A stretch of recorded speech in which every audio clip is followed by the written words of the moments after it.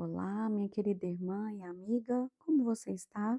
Eu espero que esse áudio te encontre muito bem. Vamos para a nossa leitura bíblica de hoje, dia 208 de 365 dias. Leremos 2 Crônicas, capítulo 19, a partir do versículo 1 até o capítulo 20, todo o capítulo. Vamos juntas? Josafá, rei de Judá, voltou em paz para sua casa em Jerusalém.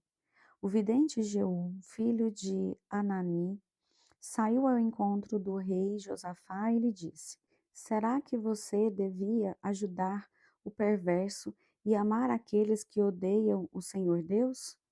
Por isso, a ira do Senhor caiu sobre você. No entanto, boas coisas foram encontradas em você porque tirou os postes da deusa Aserá da terra e pôs no coração o propósito de buscar a Deus. Josafá morou em Jerusalém. Ele tornou a passar pelo povo desde Berseba até a região montanhosa de Efraim e fez com que o povo voltasse ao Senhor, o Deus de seus pais. Nomeou juízes no país, em todas as cidades foram fortificadas de Jerusalém, de cidade em cidade. Disse aos juízes: Vejam bem o que vão fazer, porque vocês não estão julgando em nome de homens, e sim em nome do Senhor. E, ao julgarem, ele estará com vocês. E agora que o temor do Senhor esteja com vocês. Tenham cuidado com o que vão fazer, porque o Senhor nosso Deus não admite injustiça nem parcialidade, e também não aceita suborno. Além disso, em Jerusalém, Josafá nomeou alguns dos levitas, dos sacerdotes e dos chefes das famílias de Israel para julgarem em nome do Senhor e decidirem as questões de litígio. Por isso, moravam em Jerusalém. Deu-lhes a seguinte ordem: faça tudo isso no temor do Senhor, com fidelidade e coração íntegro. Sempre que os seus irmãos que moram nas cidades trouxerem uma questão relacionada com o homicídio ou referente à lei e mandamento, estatutos e juízos, vocês devem admoestá-los, para que não se façam culpados diante do Senhor, e para que não venha grande ira sobre vocês e sobre os seus irmãos. Façam assim, e vocês não serão culpados. Eis que Amarias, o sumo sacerdote, presidirá nas coisas que dizem respeito ao Senhor, e Zebadias, filho de Ismael, chefe da casa de Judá, nas que dizem respeito ao rei. Também os levitas serão oficiais à disposição de vocês. Sejam fortes no cumprimento disso, e que o Senhor esteja com os bons. Depois disto, os filhos de Moabe e os filhos de Amon, com alguns dos meonitas, vieram para fazer guerra contra Josafá. Então vieram alguns que avisaram Josafá, dizendo: Uma grande multidão está vindo contra Judá, do outro lado do Mar Morto, da Síria. Eis que eles já estão em Azazon Tamar, que é em Gedi. Então Josafá teve medo e decidiu buscar o Senhor, e proclamou um jejum em todo o Judá. Judá se congregou para pedir socorro ao Senhor. Também de todas as cidades de Judá veio gente para buscar o Senhor. Josafá pôs-se em pé na congregação de Judá e de Jerusalém, na casa do Senhor, diante do pátio novo, e disse: Ó Senhor, Deus de nossos pais, não és tu Deus nos céus? Não és tu que dominas sobre todos os reinos dos povos? Na tua mão está a força e o poder, e não há quem te possa resistir. Ó nosso Deus, acaso não expulsastes os moradores desta terra de diante do teu povo de Israel, e não a deste para sempre à posteridade de Abraão, teu amigo? Eles têm morado nela e nela edificaram um santuário ao teu nome, dizendo: Se algum mal vos sobrevier, espada, juízo, peste ou fome, nós nos apresentaremos diante deste templo e diante de ti, pois o teu nome está neste templo, e clamaremos a ti na nossa angústia. Tu nos ouvirás e livrarás. E agora, eis que os filhos de Amon e de Moabe e os do monte Seir, cujas terras não permitiste a Israel invadir quando vinham da terra do Egito, mas deles se desviaram e não os destruíram. Eis que eles estão nos recompensando assim. Estão vindo para nos expulsar da tua propriedade, que nos deste em herança. Ó nosso Senhor, acaso não executarás o teu juízo contra eles? Porque em nós não há força para resistirmos a essa grande multidão que vem contra nós. Não sabemos o que fazer, mas os nossos olhos estão postos em ti. Todos os homens de Judá estavam em pé diante do Senhor, com suas crianças, as suas mulheres e os seus filhos. Então, no meio da congregação, o Espírito do Senhor veio sobre Jaziel, filho de Zacarias, filho de Benaia, filho de Jeiel, filho de Matanias, levita dos filhos de Asaf. Jaziel disse: Escutem com atenção todo o Judá, moradores de Jerusalém e rei Josafá. Assim diz o Senhor: não tenham medo nem se assustem por causa desta grande multidão, pois esta batalha não é de vocês, mas de Deus. Amanhã vocês irão ao encontro deles. Eis que eles virão pela ladeira de Ziz, e vocês os encontrarão no fim do vale, em frente do deserto de Jeruel. Neste encontro, vocês não precisarão lutar. Tomem posição, fiquem parados e vejam a salvação que o Senhor lhes dará, ó Judá e Jerusalém. Não tenham medo nem se assustem. Amanhã saiam ao encontro deles, porque o Senhor está com vocês. Então Josafá se prostrou com o rosto em terra, e todo o Judá e os moradores de Jerusalém também se prostraram diante do Senhor e o adoraram. Os levitas, dos filhos dos coatitas e dos coraitas, se levantaram para louvar o Senhor, Deus de Israel, em voz bem alta. Na manhã seguinte, levantaram cedo e foram para o deserto de Tecoa. Ao saírem, Josafá se pôs em pé e disse: Escutem, povo de Judá e moradores de Jerusalém. Creiam no Senhor seu Deus, e vocês estarão seguros. Creiam nos profetas do Senhor, e vocês serão bem-sucedidos. Depois de se aconselhar ao povo, Josafá designou os que deveriam cantar ao Senhor, vestidos de ornamentos sagrados e marchando à frente do exército, deveriam louvar a Deus dizendo: Deem graças ao Senhor, porque a sua misericórdia dura para sempre.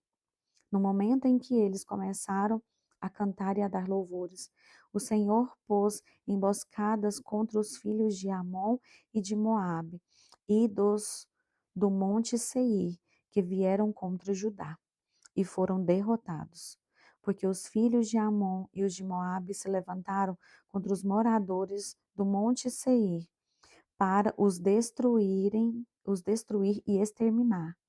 E quando eles tinham acabado com os moradores de Seir, atacaram e destruíram-se uns aos outros.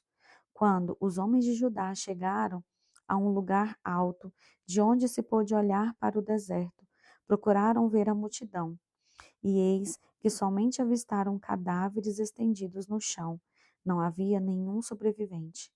Josafá e o seu povo foram saquear os despojos e acharam entre os cadáveres riquezas em abundância e objetos preciosos. Pegaram para si mais do que podiam levar e gastaram 3 dias para saquear o despojo, de tanto que havia. No quarto dia, eles se reuniram no vale de Beraca, onde louvaram ao Senhor. Por isso, aquele lugar é chamado de Vale de Beraca, até o dia de hoje. Então, todos os homens de Judá e de Jerusalém voltaram, com Josafá à frente deles. Voltaram para Jerusalém com alegria, porque o Senhor lhes tinha dado uma grande alegria com a vitória sobre os seus inimigos. Entraram em Jerusalém ao som de liras, harpas e trombetas, e foram para a casa do Senhor. O terror da parte de Deus veio sobre todos os reinos daquelas terras, quando ouviram que o Senhor havia lutado contra os inimigos de Israel. Assim, o reino de Josafá teve paz, porque Deus lhe deu repouso por todos os lados. Josafá reinou sobre Judá. Ele tinha 35 anos de idade quando começou a reinar e reinou 25 anos em Jerusalém. A mãe dele se chamava Azuba e era filha de Sili. Ele andou no caminho de Asa, seu pai, não desviou dele e fez o que era reto aos olhos do Senhor.